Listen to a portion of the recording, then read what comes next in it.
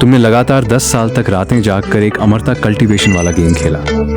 Game में तुम पूरे सर्वर के वर्ल्ड रैंकिंग में नंबर 1 थे। तुम्हारी साधना कल्टीवेशन 11 अरब वर्षों के सर्वोच्च स्तर तक पहुंच चुकी थी। तुम लाखों लोगों से ऊपर और सबके लिए अजेय थे। हर तरह की दिव्य तकनीकें, खजाने, हथियार और दुर्लभ वस्तुएं तुम्हारे पास थीं। लेकिन आखिरकार ये सब सिर्फ एक गेम ही था। तभी गेम में एक संदेश दिखाई दिया। गेम 10 मिनट बाद हमेशा के लिए बंद होने वाला है। कृपया अपने अंतिम समय का आनंद लें। 10 साल तक खेला हुआ गेम आखिर खत्म होने वाला था। इन 10 वर्षों में तुमने देखा कि गेम के दोस्त एक एक करके ऑनलाइन आना बंद कर चुके थे। अब पूरे गेम में केवल तुम अकेले ही बचे थे। खाली पड़े गेम को देखते हुए तुम्हारे मन में गहरा अकेलापन भर गया। जल्द ही आखिरी 1 मिनट बचा। तुमने वर्ल्ड चैट खोली और लिखा, अलविदा अमरता का जीवन। तुम मेरे जीवन का सबसे अच्छा गेम रहे हो। सबको अलविदा। अगर किस्मत रही तो फिर मिलेंगे। ये लिखने के बाद तुम अपने दोस्त लुओ ताओ के साथ खाना खाने चले गए। लेकिन तुम्हारे जाने के आधे घंटे बाद गेम की स्क्रीन पर एक और संदेश प्रकट हुआ। गेम बंद होने के 30 मिनट बाद गेम की सारी चीजें वास्तविक दुनिया में प्रकट होंगी। खाना खाने के बाद तुम और लुओ ताओ वापस हॉस्टल लौटे। अचानक बाहर तेज गरजने की आवाज आने लगी। अरे, क्या दुनिया खत्म होने वाली है? उसी समय तुम्हारे दिमाग में एक आवाज गूंजी, हुआशिया गेम अमरता का जीवन 60 सेकंड बाद वास्तविक दुनिया में प्रकट होगा। लुओ ताओ घबराकर चारों तरफ देखने लगा। क्या तुमने भी ये आवाज सुनी? तुमने हैरानी से उसकी ओर देखा। हाँ, मैंने भी सुनी। ये अमरता का जीवन कौन सा गेम है? उसी पल तुम्हें एहसास हुआ, क्या ये वही गेम नहीं था जिसे तुम पिछले 10 साल से खेल रहे थे? क्या सच में ये गेम वास्तविक दुनिया में आने वाला था? क्या गेम की सारी चीजें भी वास्तविक दुनिया में आ जाएंगी? तभी वो आवाज फिर गूंजी। 60 सेकंड पूरे हुए। वास्तविककरण मैनिफेस्टेशन शुरू होता है। पहला वास्तविककरण, साधना कल्टीवेशन। एक पल में आसमान का रंग बदल गया। सुनहरी रोशनी की किरणें आसमान से उतरने लगी। तुम्हारा पूरा शरीर उन सुनहरी किरणों से घिर गया। सर्वोच्च महान सम्राट स्तर की साधना सफलतापूर्वक वास्तविक हुई। कृपया अपनी शक्ति का सावधानी से उपयोग करें। उसी समय तुम्हारे गेम पात्र के 11 अरब वर्षों के सारे अनुभव तुम्हारे मस्तिष्क में समा गए, जैसे तुमने स्वयं वो सब जिया हो। कुछ ही क्षणों में तुमने अपनी पूरी शक्ति पर नियंत्रण पा लिया और समझ गए कि तुम्हारे पास कैसी भयानक ताकत है। अरे, जल्दी देखो! लुओ ताओ अचानक जोर से चिल्लाया। तुमने उसकी ओर देखा। उसने एक हाथ से डंबल को चूर चूर कर दिया था। अगर सिर्फ बॉडी रिफाइनिंग शरीर शोधन का स्तर इतना ताकतवर है तो फिर फाउंडेशन बिल्डिंग और गोल्डन कोर वाले कितने भयानक होंगे। उसकी बात सुनकर तुम्हें हल्की हंसी आई, क्योंकि बॉडी रिफाइनिंग तो साधना का सबसे शुरुआती स्तर था।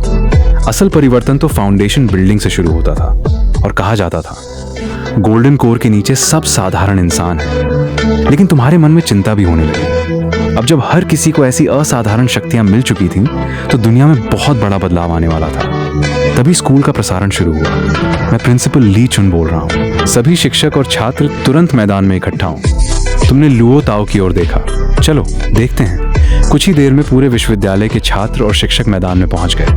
प्रिंसिपल ने माइक्रोफोन उठाकर कहा, मुझे विश्वास है कि आप में से कई लोगों को असाधारण शक्तियां मिल चुकी हैं, लेकिन मैं आप सबसे अनुरोध करता हूं कि इन शक्तियों का गलत उपयोग न करें। साथ ही कृपया अपनी वास्तविक साधना का स्तर सही भरें।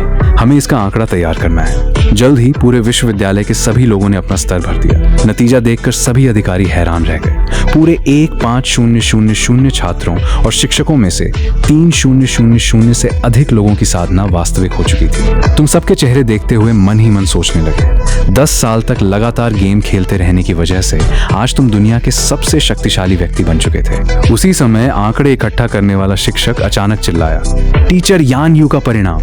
एक पल में सबकी नजर एक बेहद खूबसूरत महिला पर टिक गई। इसके बाद प्रिंसिपल ने यान यू को मंच पर बुलाया। यान यू ने कहा, अब जबकि गेम वास्तविक दुनिया में आ चुका है, जिसने भी ये गेम खेला है उसे उसकी साधना मिल चुकी है। लेकिन मैं सभी से कहना चाहती हूँ कि इस शक्ति का गलत इस्तेमाल न करें, किसी अपराध में शामिल न हो, आम लोगों को परेशान न करें। और ये मत सोचिए कि आप सबसे शक्तिशाली हैं, क्योंकि आपसे भी कहीं अधिक शक्तिशाली लोग मौजूद हैं। ये कहते ही उसके दिमाग में एक पुरानी याद उभर आई। 5 साल पहले उसने पहली बार ये गेम खेला था। तब उसकी मुलाकात एक दयालु खिलाड़ी से हुई थी। वो हर दिन उसे अपने साथ ले जाता, उसे ढेर सारे आइटम देता, मॉन्स्टर मारने में मदद करता और आखिरकार उससे दाव साथी भी बन गया। उसी की मदद से वो बहुत कम समय में एक टॉप खिलाड़ी बन गई थी। लेकिन उसे नहीं पता था कि उसका वो गुरु और दाव साथी अब किस स्तर तक पहुंच चुका होगा। उसे सिर्फ इतना याद था कि जब उसने गेम छोड़ा था तब उसका गुरु स्वर्गीय अमर हेवनली इमॉर्टल के स्तर पर था। उसी समय आसमान में फिर एक गर्जना हुई। साधना का वास्तविककरण पूर्ण हुआ। ब्लू स्टार का क्षेत्रफल अब बदला जाएगा। प्रारंभिक परिवर्तन, पूरी पृथ्वी का क्षेत्रफल 10 गुना बढ़ेगा। साधना रैंकिंग, कल्टीवेशन रैंकिंग शीघ्र शुरू होगी। रैंक पाने वालों को विशेष पुरस्कार दिए जाएंगे। 3 दिन बाद दिव्य खजाने, मैजिक ट्रेजर्स भी वास्तविक होंगे। अचानक जमीन जोर से कांपने लगी। मैदान में मौजूद सामान्य लोग गिरने लगे। तुमने आंखें बंद की और अपनी दिव्य चेतना से पूरी पृथ्वी को देख लिया। तभी आसमान में हेलीकॉप्टर की आवाज गूंजी। एक सैन्य हेलीकॉप्टर मैदान के ऊपर आकर उतरा। उसमें से लगभग 30 साल का एक सैनिक उतरा। उसने कहा, मैं लुओ वेई हूं। मैं साधक प्रबंधन विभाग का सदस्य हूं और साथ ही एक मेजर जनरल भी हूं। उसकी बात सुनकर सभी हैरान रह गए। उसने पूछा, यहाँ सबसे ऊंची साधना वाला कौन है? यान यू आगे आए। मैं महान आरोहण महायान प्रारंभिक स्तर पर हूँ। लुओ वेई तुरंत झुक गया। महायान वरिष्ठ, आपको प्रणाम। अब साधकों का युग शुरू हो चुका था। महायान स्तर का साधक एक उंगली से उसे मार सकता था। यान यू ने तुरंत अपनी आध्यात्मिक शक्ति से उसे उठाया। ऐसा मत कीजिए, हम सब हुआशिया के नागरिक हैं, लुओ वेई बोला। क्या आप हमारे साधक प्रबंधन विभाग में शामिल होकर देश की सहायता करेंगे? यान यू ने बिना झिझक उत्तर दिया, जरूर।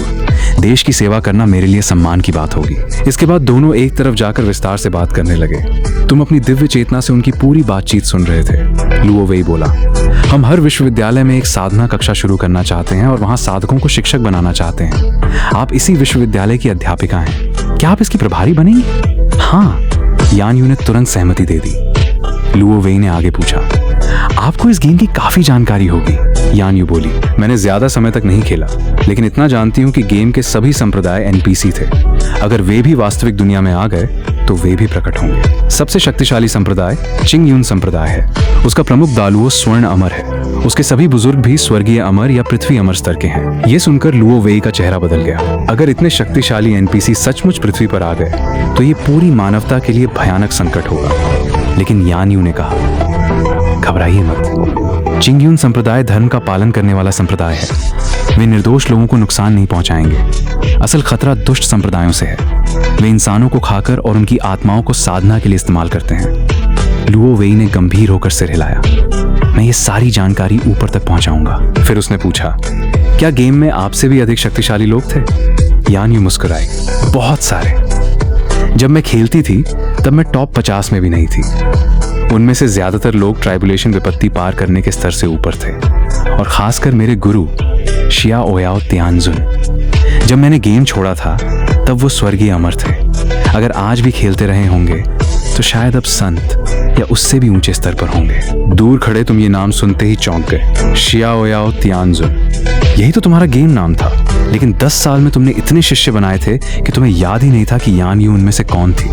तुमने मन ही मन फैसला किया तुम उससे अपनी पहचान नहीं बताओगे, क्योंकि वो स्थिति बेहद अजीब हो जाएगी। लुओ वेई मुस्कुराया। तो आपका गेम आईडी क्या था? यान यू ने उत्तर दिया, मेरा गेम नाम था शुई शियानजी जलपरी। ये सुनते ही तुम पूरी तरह स्तब्ध रह गए। तुम्हें कभी उम्मीद नहीं थी कि गेम की तुम्हारी दाव साथी और शिष्या असल दुनिया में तुम्हारी अपनी अध्यापिका निकलेगी, लेकिन तुम फिर भी उससे अपनी पहचान छिपाने का फैसला करते हो। लुओ वेई बोला, बहुत अच्छा नाम है। इसके बाद वो हेलीकॉप्टर में बैठकर चला गया। तुम और लुओ ताओ भी हॉस्टल लौटने लगे। तभी आकाश में एक विशाल दिव्य आवाज गूंजी, साधना रैंकिंग प्रारंभ होती है। सभी लोगों ने ऊपर देखा। आसमान में सुनहरी रोशनी से चमकता हुआ एक विशाल स्क्रॉल दिखाई दिया। तुमने महसूस किया कि यह कम से कम एक जन्मजात सर्वोच्च दिव्य खजाना था। कुछ सेकंड तक हवा में तैरने के बाद वो धीरे धीरे खुला, लेकिन उसके अंदर कुछ भी नहीं था। फिर वही आवाज गूंजी, साधना रैंकिंग शुरू हो चुकी है। इसमें दुनिया के शीर्ष 100 साधकों की सूची दिखाई जाएगी। जितनी ऊंची रैंक उतना बड़ा पुरस्कार। 100वां स्थान। लुओ बो को छोटी हरी सब्जियां खाना पसंद है। साधना स्तर युआन यिंग। पुरस्कार युआन यिंग गोली 5। 100वें स्थान पर सिर्फ युआन यिंग देखकर लोगों को आश्चर्य हुआ, लेकिन तुम्हें कोई हैरानी नहीं हुई, क्योंकि ये गेम सिर्फ पहले साल ही बहुत लोकप्रिय था। जो सिर्फ 1 साल खेले थे वे अधिकतम ट्राइबुलेशन स्तर तक ही पहुंच सके। जो बीच में छोड़ गए उनकी साधना लगातार कम होती गई। 10वें साल तक पूरे गेम में केवल तुम अकेले खिलाड़ी बचे थे, और जहां तक युआन यिंग गोली की बात थी, तुमने उसे बिल्कुल महत्व नहीं दिया, क्योंकि तुम्हारे बैग में उसकी 999 गोलियां पहले से भरी हुई थी। ये तुम्हारी कमाई की सीमा नहीं थी, बल्कि गेम की अधिकतम स्टैक लिमिट थी। करीब 2.5 घंटे बाद रैंकिंग 60वें स्थान पर पहुंची। 60वां स्थान शुई शियानजी। साधना स्तर महायान प्रारंभिक स्तर पुरस्कार जल अमर घास। ये देखकर पूरी दुनिया चौंक गई। सिर्फ 60वें स्थान पर ही महायान स्तर, तो ऊपर के लोग कितने भयानक होंगे। यान यू भी चौंक गई। तो मुझसे ऊपर वाले शायद सभी ट्राइबुलेशन स्तर या उससे भी ऊपर होंगे। कुछ ही देर बाद उसके फोन पर कॉल आया। हालांकि किसी की बातें सुनना ठीक नहीं था, लेकिन तुमने फिर भी अपनी दिव्य चेतना से पूरी बातचीत सुन ली। फोन लुओ वेई का था। उसने यान यू को ड्रैगन विभाग लॉन्ग विभाग की छिंदू शाखा में बुलाया। वहां के वरिष्ठ अधिकारी उससे मिलना चाहते थे। यान यू तुरंत वहां चली गई और तुमने अपनी दिव्य चेतना से उसका पीछा किया। वो एक गहरे पहाड़ों में बने गुप्त सैन्य अड्डे पर पहुंची। लुओ वेई उसे एक मीटिंग रूम में ले गया। वहां पहले से 7-8 सैन्य अधिकारी बैठे थे। उन्होंने यान यू को साधक प्रबंधन विभाग की छिंदू शाखा का उपमंत्री बनने का प्रस्ताव दिया। यान यू ने बिना झिझक स्वीकार कर लिया, क्योंकि उसके अनुसार एक हुआशा नागरिक होने के नाते अब जब मेरे पास ये शक्ति है तो मेरी जिम्मेदारी भी बनती है। वाह, समझ गया। तुमने अपनी दिव्य चेतना वापस खींच ली और फिर से आसमान में चमक रही रैंकिंग की ओर देखा। लेकिन इस बार उसे देखते ही तुम भी थोड़ा हैरान रह गए।